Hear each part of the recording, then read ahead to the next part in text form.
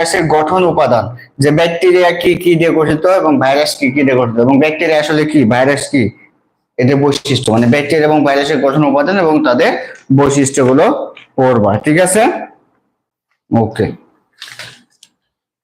তারপরে দেখো ভাইরাস এবং ব্যাকটেরিয়া জনিত রোগ, এগুলো খুবই কমন, খুবই গুরুত্বপূর্ণ, ট্রিপল স্টার বলতে পারো, এটা ট্রিপল স্টার দিয়ে রাখবা যে ভাইরাস এবং ব্যাকটেরিয়া জনিত রোগগুলো। তারপর নাইট্রোজেন সংবর্ধন ব্যাকটেরিয়া, মানে কোন কোন ব্যাকটেরিয়া গুলো নাইট্রোজেন সংবর্ধন করে, বিশেষ করে অ্যাজিটোব্যাক্টর ব্যাকটেরিয়া যেগুলো রয়েছে সেগুলো।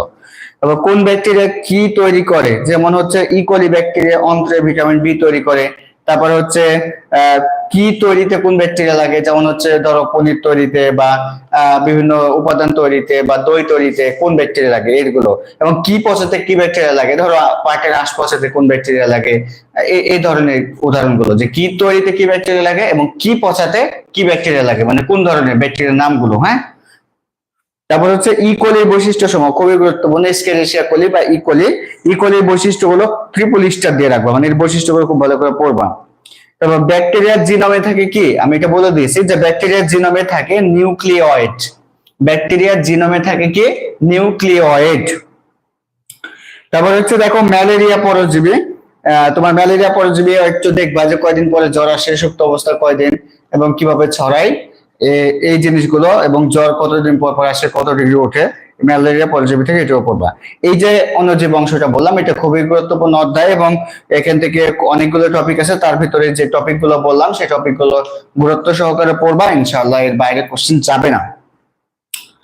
এবার দেখো নগ্নবীজী এবং আবৃতবীজী উদ্ভিদ, এটা হচ্ছে এই অধ্যায়, নগ্নবীজী এবং আবৃতবীজী উদ্ভিদ। এখান থেকে সবচেয়ে সবচেয়ে বেশি গুরুত্বপূর্ণ যে টপিকটা সেটা হচ্ছে সাইকাস। সাইকাসের A to Z পড়বা। সাইকাসকে কি বলা হয়, প্রাণ ফান বা জীবাশ্ম, জীবন্ত জীবাশ্ম বলা হয়। ঠিক আছে, এর বৈশিষ্ট্যগুলো খুব ভালো করে পড়বা, ভাস্কুলার মন্ডল ইত্যাদি বৈশিষ্ট্য টৈশিষ্ট্য যা আছে সাইকাস একদম সুন্দর করে পড়বা, ইম্পর্টেন্ট টপিক হলো।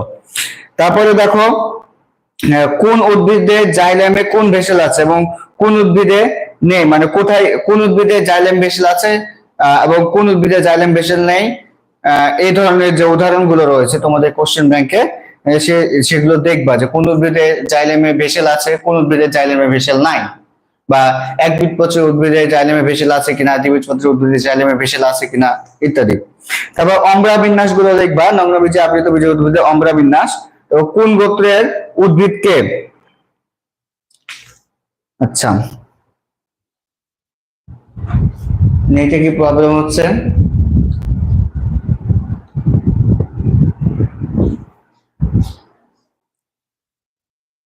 নেটে কি প্রবলেম হচ্ছে, তুমি কি লাইভ দেখতে পাও না, লাইভ আটকে গেছে?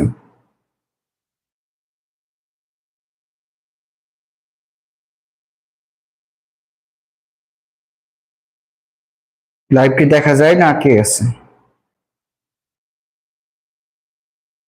তোমরা একটু কমেন্টে জানাও তো, লাইভ কি দেখা যায় না আটকে গেছে?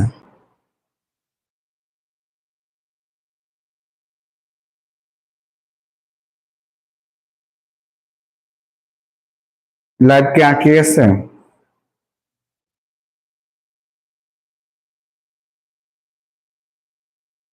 একটু তোমরা কমেন্টে জানাও তো, লাইভ কি আটকে গেছে না দেখা যায়? একটু কমেন্ট করো তোমরা, লাইভ কি দেখা যায় না আটকে গেছে? কমেন্ট না করলে বুঝতে পারবো না, একটু বলো তোমরা।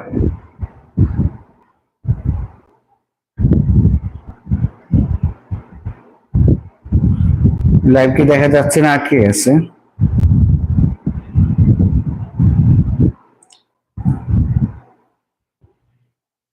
দেখা যায়, লাইভ দেখা যায়?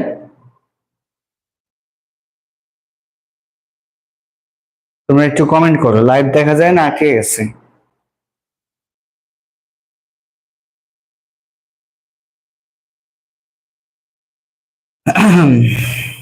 একটু কমেন্ট করো প্লিজ, একটু কমেন্ট করো যে দেখা যায় না আটকে গেছে।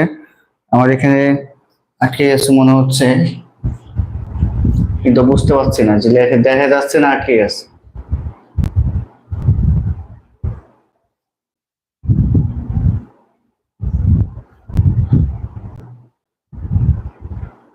লাইভ কি দেখা যায়?